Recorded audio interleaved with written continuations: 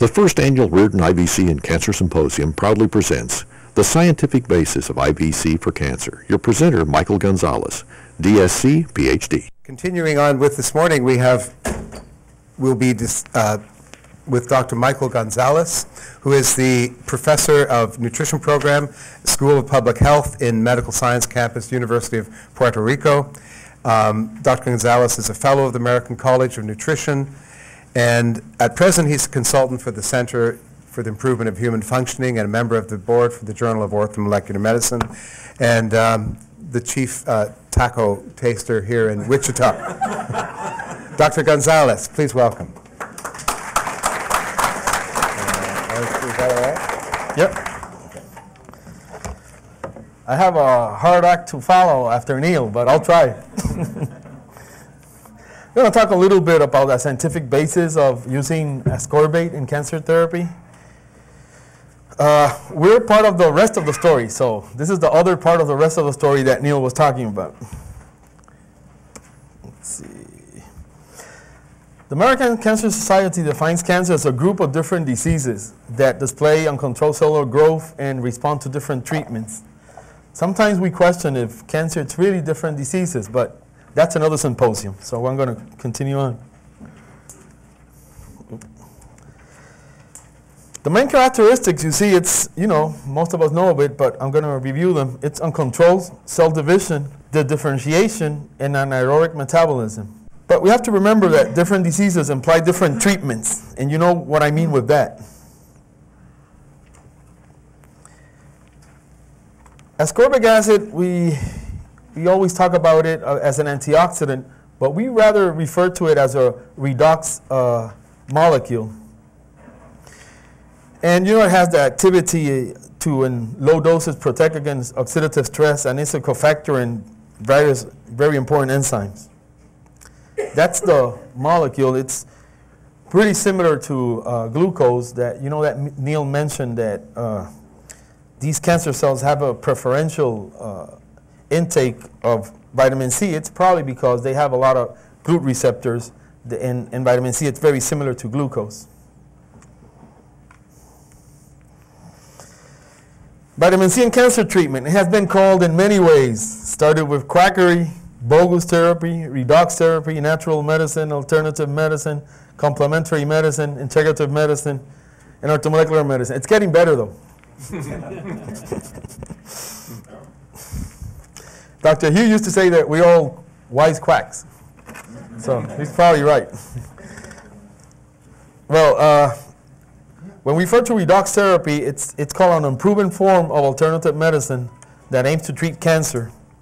It's interesting because what is proven and what is really unproven? That's a big question that we probably have to follow up in this symposium. Conventional cancer therapies consist of forms of cancer treatment that are widely practiced and have been, in theory, proven beneficial, right? Right. This is a slide that Dr. Satcher, we got it from Dr. Satcher, right, Dr. Satcher? Thank you very much. Schachner, I'm sorry.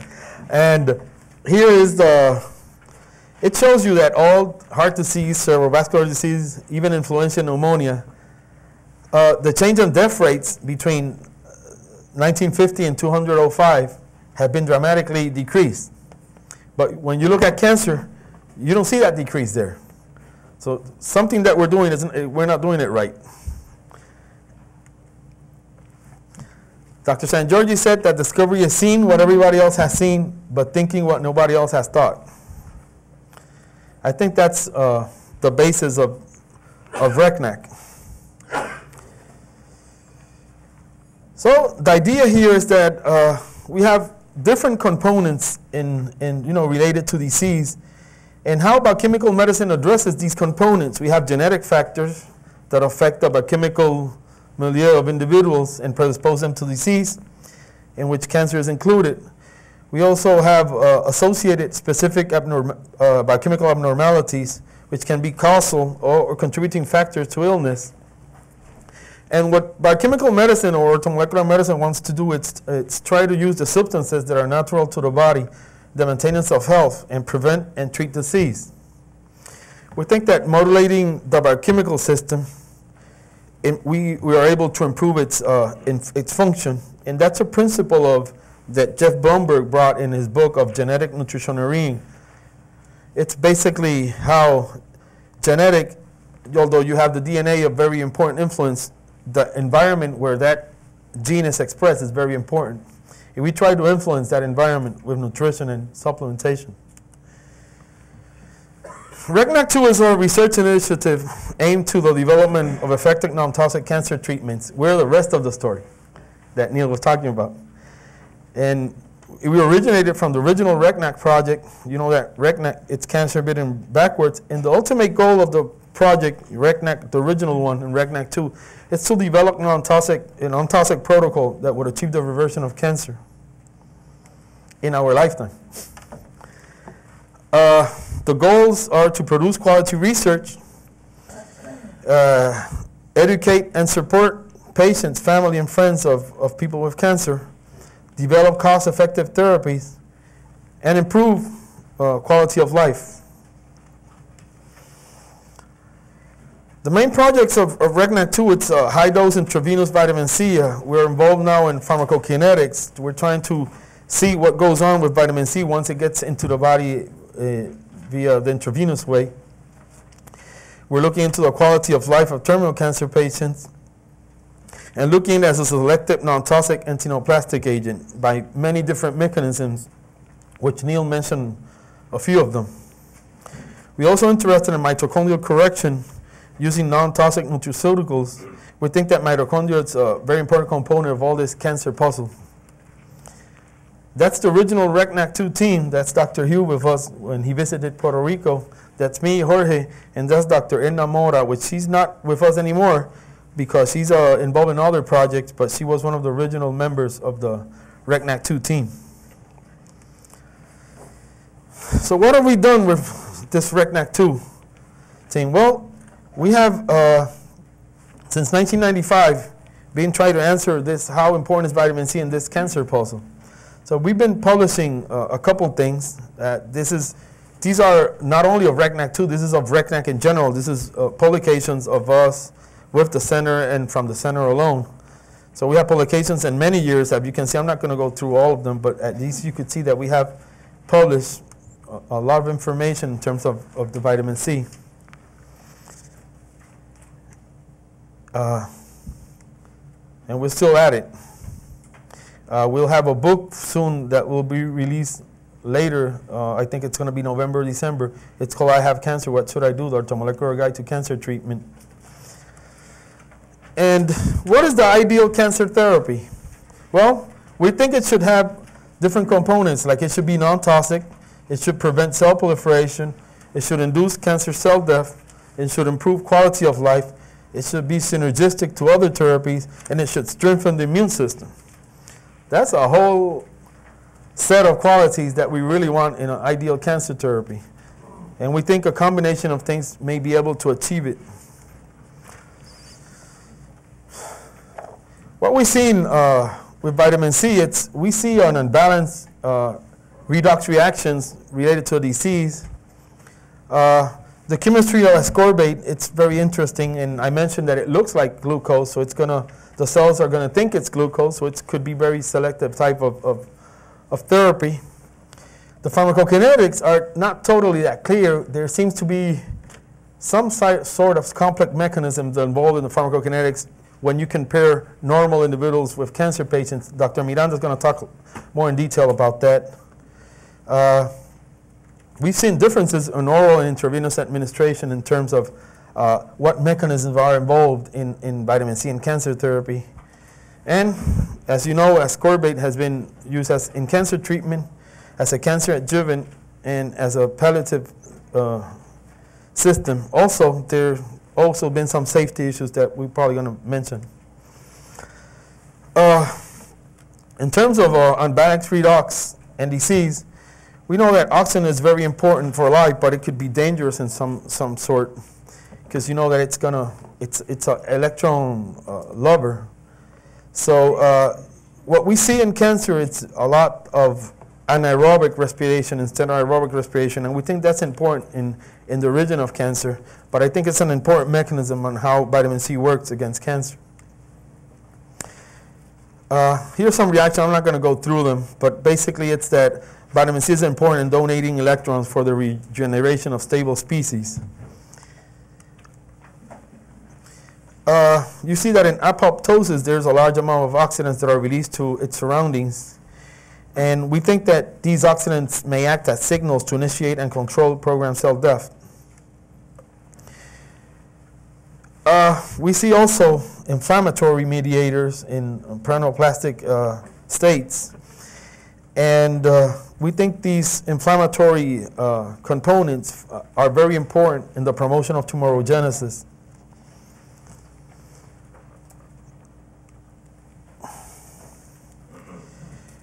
Some of them are tumor promoters that we know of, the cytokines and prostaglandins and certain reactive oxygen species. And there seems to be a significant interaction and synergy among these mediators. In relation to the chemistry of ascorbate, I think I mentioned the most important thing. It's that its similarity to glucose. In relation to that, I mentioned earlier that the cancer cell have more GLUT receptors, so it's going to set, looking for glucose as a source of energy, they're going to have a higher intake if vitamin C is present, because vitamin C brings very similar structurally to glucose. It's going to be a very selective way of getting vitamin C into the cells, and that was already published by Goldie, as Neil mentioned earlier. When we have high doses of ascorbic acid and the presence of divalent cations like copper and iron, we could have some sort of activity of vitamin C as a prooxidant, or as a prooxidant activity of ascorbate in the presence of those metals, and also when you have presence of high levels of oxygen. But normally, vitamin C will act as an electron donor, being a reducing agent. What is important, there are a lot of details here, but it's that there's many functions of ascorbate. And Neil was talking about different possible mechanisms of how ascorbate could influence cancer growth or tumor growth. And I think it could be part of the concentration and dosing of ascorbate and the different functions that ascorbate could have being fulfilled in the cell and having impact in different possible mechanisms in attacking cancer. In relation to ascorbic acid uptake in cancer cells, we know that alpha-lipoic acid enhances the cancer killing effect. And we've seen in cells, in cancer cells like prostate and breast, we've seen deficiencies of catalase, which is very important because then if you have production of hydrogen peroxide with the presence of ascorbic acid and oxygen, you're going to be able to increase cell death because of deficiency of catalase, while normal cells will not be affected because they have their normal concentrations of these enzymes. Well, there's other aspects related to vitamin C that we think that we might increase the vitamin C activity against cancer, and it's probably by increasing oxygen. So we're not looking into it right now, but we have proposed looking into a hyperbaric oxygen, ozone, and no oxygen supplementation. And also, there's a question if you could improve ascorbic acid uptake by using insulin potentiation. So those are things that we might be looking into in the near future. Ascorbic acid as cancer therapy has been proposed for over 15 years ago. There are hundreds of papers in vitro, in vivo, clinical. There are complete papers, there are incomplete papers. You just mentioned it and you could find it. There's a lot of information in terms of ascorbic acid and cancer. And what is important is that recent NIH studies have confirmed these important findings of vitamin C. Although more research is probably needed, we are here to try to not only to answer certain questions, but to arise other questions so we could improve ascorbate as a therapy for cancer. So we're here to learn about each other, answer whatever we can, and provide questions for further research because we want this to work for most of the cancer patients. I didn't mention, but my interest in cancer came because I was raised by my grandmother, my grandfather, and both died of cancer. And it's interesting also because Dr. Miranda, who's here, who's going to talk after me, his wife died of cancer. So that's his mother also and his father. So our interest is a kind of a personal thing against cancer. It's not only a scientific interest of us.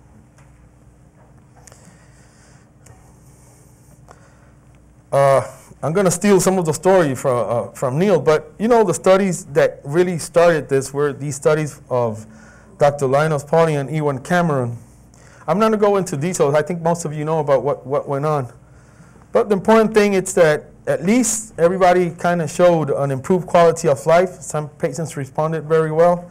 The problem that they had is that when they selected controls for the study, they felt compelled not to use patients, not to do a double-blind, those type of studies because they felt that vitamin C was helping.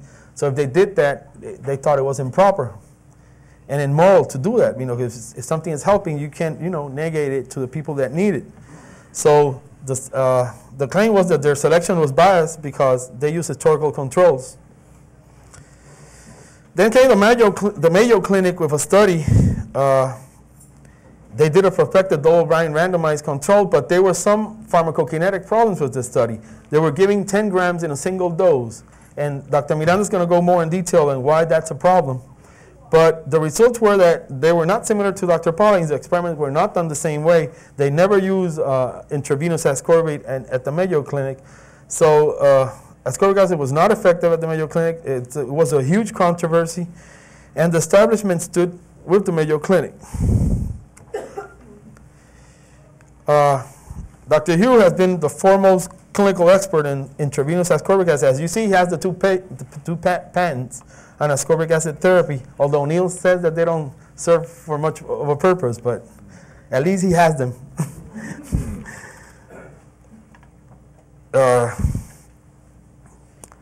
Dr. Hugh has published, he has many cases of intravenous vitamin C. Neil mentioned most of them.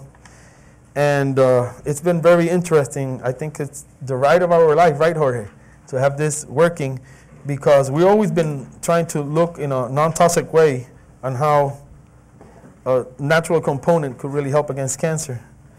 And the center has not only worked for vitamin C, has worked with other things like the bindweed and immune enhancement, which I think complements nicely what vitamin C can accomplish. We have seen publications of different types in inhibition of cancer cell lines, inhibition of tumor growth in guinea pigs by Kashari, mechanism of action by increasing hydrogen peroxide. There are other mechanisms involved. There's an epoxy-inducible factor, intercellular redox signal transduction affecting gene expression, apoptosis, reduction of growth factors, increased collagen, as Neil mentioned, angiogenesis. There's also a new product that I think Dr. Miranda will talk a little bit more about. It's a trimer captopropional aldehyde that forms. So the thing is that vitamin C, we cannot just pinpoint just one mechanism. We think there are various mechanisms involved, and sometimes different types of cancer one of these mechanisms may be more important than the others, but there seem to be many mechanisms which makes also ascorbic acid a nice molecule to work with because you may have different mechanisms involved all in the control of cancer growth. That I mentioned already about the production of hydrogen peroxide and the lack of catalase in many cancer cells. This is something that we're proposing in the REGNAC 2. We think that the mitochondrial energy, the uncoupled membrane potential, the anaerobic glycolysis, as mentioned by Warburg many moons ago, and the state of acidosis, the great formation of lactate because of using glucose as a form of energy, and lack of differentiation of cancer cells is important. we think that if we can some way manipulate energy, come back to aerobic energy in the cancer cell, we think that many of these things can be solved, and we think it's a mechanism also that we may use in terms of trying to treat cancer. But we're in early stages in this still. We think lipoic acid, CoQ10, acetylcarnitine, ascorbate may be very important in this. We don't know anything else about, don't ask me about doses or anything. We don't know anything about it yet. But we think they're important. So we'll be looking into it. There's other stuff like omega-3s, pancreatic enzymes, vitamin D, iodine. So there are more things that we want to look at because remember we want to create an effective protocol. So an effective protocol is going to require different things with different mechanisms to really try to be synergistic to what we already know works, like, for example, IV vitamin C. That's Dr. Linus Pauling, the day I had a chance to meet him personally, we talked a lot about, he was drinking some vitamin C right there. So there are also two generations there. And that's not a younger Linus Pauling and an older me, that's Dr. Miranda, although there's some similarities, you see. You see, I'm younger here, I'm older here, and it looks like Linus Pauling is older here and younger here, but that's Jorge, that's Jorge. You'll see Jorge later. I don't think he brought his thinking cap, though. But these are some of the details on the experiments that we did. We saw that we increased the effectiveness of ascorbate with copper. I don't know if that's a good idea. We did it in vitro. I don't know if that's a really good idea to do it in vivo, but Dr. Miranda may talk a little bit about that later on. How much time do I have? You got another 20 minutes. I got 20 minutes? Yeah. Oh, man, I got a lot of time. Neil. Yes, but there's some time for questions. Okay, I was going to tell Neil to come in and we could do some jokes or something. Well, we had a lot of discussions about cancer yesterday at night, about cancer and vitamin C, but it was over a bottle full of resveratrol, so. We're trying to... That's why Neil got late, I think. Okay. Well, it's interesting that the protocol to how to apply, there's one of the main questions that were out there when we started this vitamin C research or this IV vitamin C interest is that the center had a protocol that was kind of effective in many cases, but everybody was doing different things with different protocols in different parts of the world. And one of the most, I think it's one important thing that we did, it's really, we published the protocol. Although there was a patent at the center for this protocol, we wanted everybody to have it so everybody could do it the same way and have, you know, kind of the same effects that they were having here at the center. So we decided to publish the protocol, and we did it, and I think it's been very helpful. We received more than 200 requests for reprints for it. I think another important thing is publishing the first stage, how you call that, Jorge? The phase one study in terms of safety on vitamin C that was published with the University of Nebraska. So that was the first study in terms of how vitamin C is safe in a phase 1 study. There was another phase 1 study published by Hoffer, and there's one going on at the Cancer Treatment Centers of America. But we had the first one, so that's good. There's also studies on animals. This was done by Dr. Kashari on guinea pigs with tumor killing effect of ascorbate. They were using guinea pigs because guinea pigs do not produce vitamin C. There's a lot of animal species that produce their own vitamin C, but guinea pigs do not. So it was a good model to study ascorbate because they cannot produce it on their own. Oh, here's the study I was telling you about the pilot clinical study of using intravenous vitamin C as a safety study. There were very little adverse effects.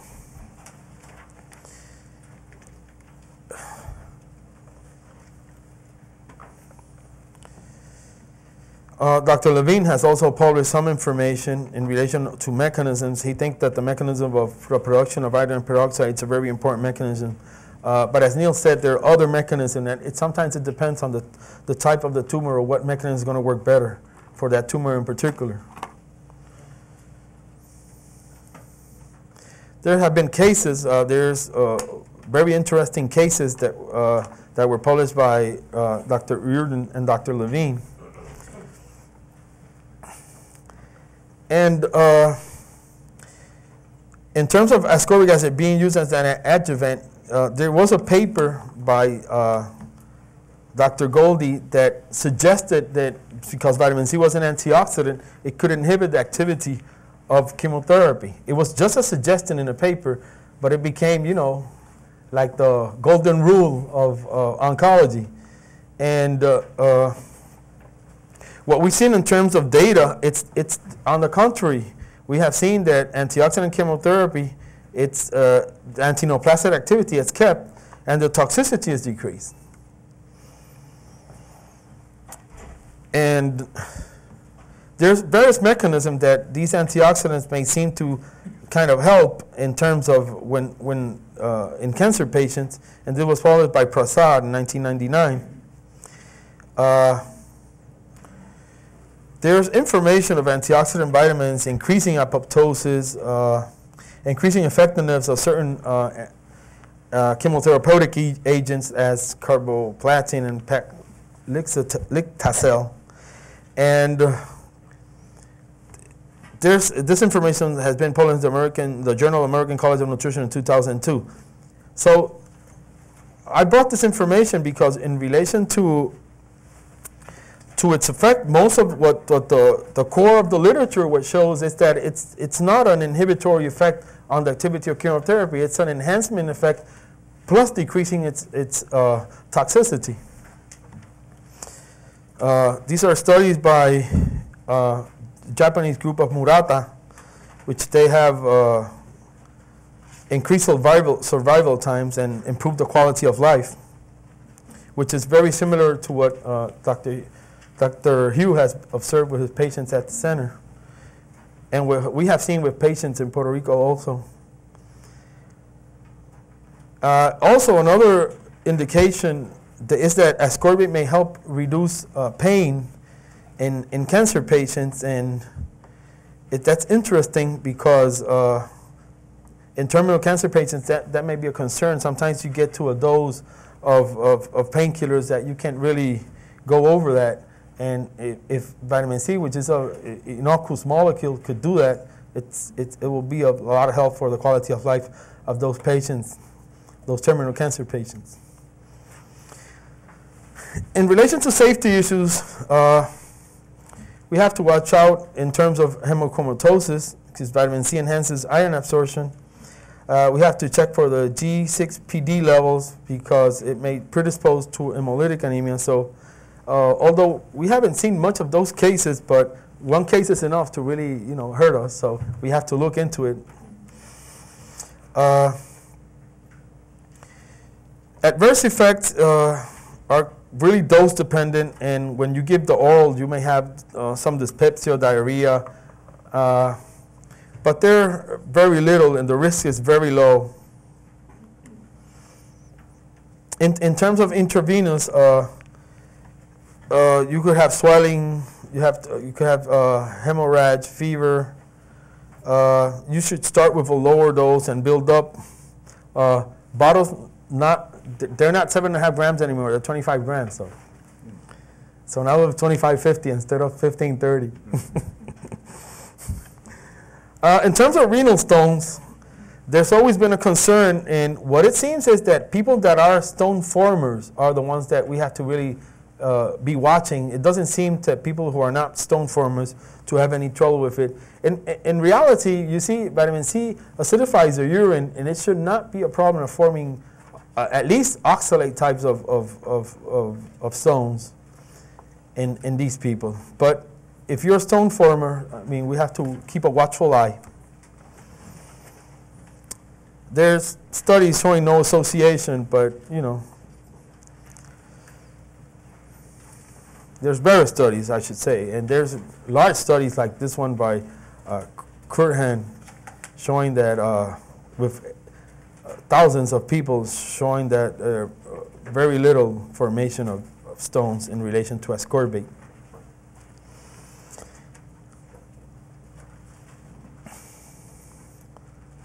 So I just brought Barris, so you probably have it in your writings. So if you're interested in that, you could take a look into those articles. Well, we can conclude that the anti-cancer effect of ascorbic acid has a pretty solid theoretical basis, that it has a selective cancer cell cytotoxicity in vitro. Animal studies show anti-cancer activity. It could be attained in humans by IV in high concentrations. And the increasing numbers of clinical reports finding the effectiveness of ascorbic acid. There are some well-documented cases. It can be used as an adjuvant, improving quality of life. It has utility as a palliative therapy, decreasing pain, and can be safely used with chemotherapy and radiation. I think that really shows the potential of ascorbic acid in cancer treatment. Here's a slide with a group of cells where you see that there's different chemotherapeutic agents and different levels. As you can see there, this is with no chemotherapy and the growth of cancer cells. These are with no ascorbate and with ascorbate. But what we're seeing here is that the pharmacological concentrations of ascorbate are the ones that inhibit the most of the variability. When you see the physiologic concentrations are a little bit effective, but not as effective as the pharmacological ones. And when you have no ascorbate, you have a higher growth.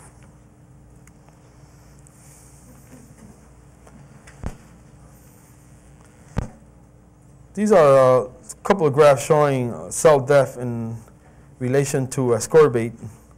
Once you increase ascorbate, you could see there's an increase in cell death and a decrease in tumor volume.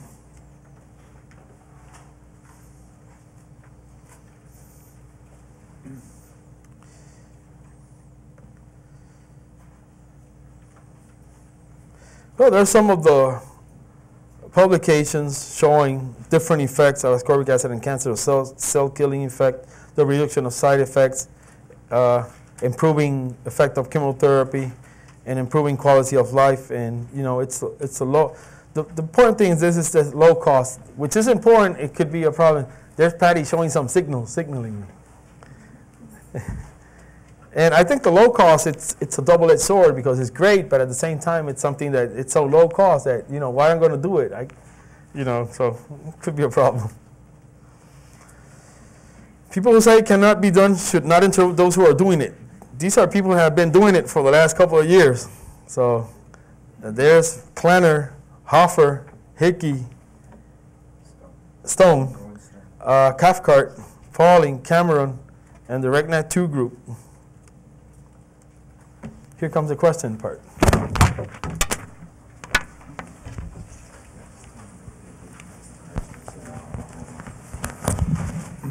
If you could come to the mic or pass any cards to the center aisle, please.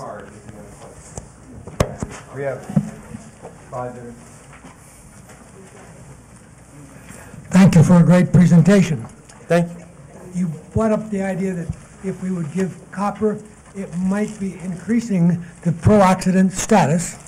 And so if I'm Mr. Chelation and I give my patient EDTA before I do a high-dose IV ascorbic acid, I would think I would be tying up copper, making it unavailable, so I would get less pro-oxidant effect. So it would seem to me that if we look at things that will enhance or decrease the effectiveness, I have a real problem because lipoic acid appears to be so beneficial, yet I would normally have thought that lipoic acid would be an antioxidant, and I'm looking to have a pro-oxidant effect. But of course we know that lipoic acid can become an oxidant, as has CoQ. I just want to throw these out for everybody to think about, because if we want to enhance the effectiveness of the pro-oxidant treatment, we know, for example, if you're in water disinfection, you can use hydrogen peroxide, and it gets much stronger if you add silver. So we're looking at things that will enhance safely, but I wanted to throw it out for this discussion for everybody. Thank you for a great presentation. Thank you. Well, you brought an important point about chelation, but the thing is that you know, sometimes these patients are so toxic that chelation might be a good idea. So. But the timing. Yeah. Basically, we have to do a whole conference on chronobiology. We need to know what's the right time to give which treatment for which patient. That's a good point. But I just wanted to make sure, because I have a lot of chelation doctors, and we do know that we have published by Bob Waters in a really good paper that if we give vitamin C with EDTA, we see clear-cut DNA, enhanced breakdown of DNA in the body. At the same time, I have documentation that that treatment doubles the effectiveness of taking the lead out of the body. So, and I don't mind a little bit of DNA damage, but we're trying to learn what to give when. And just thank you. You brought an important point. I think that's why we're here. Try to throw these things at us to search for the better way.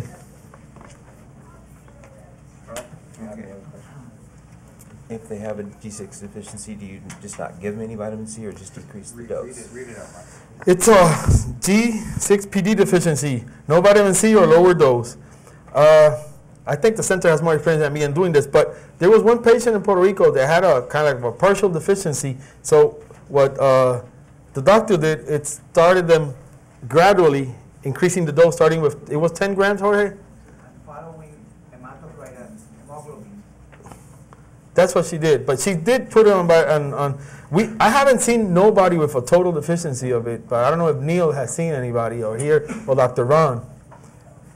I have no idea, but the one that we saw, it started gradually, and she went up to 25 grams with no problem, but it went gradually going up. The first annual Riordan IVC and Cancer Symposium was brought to you by the Center for the Improvement of Human Functioning International, located at 3100 North Hillside, Wichita, Kansas, USA. To learn more about the center and what we have to offer, please visit us on the web at www.brightspot.org.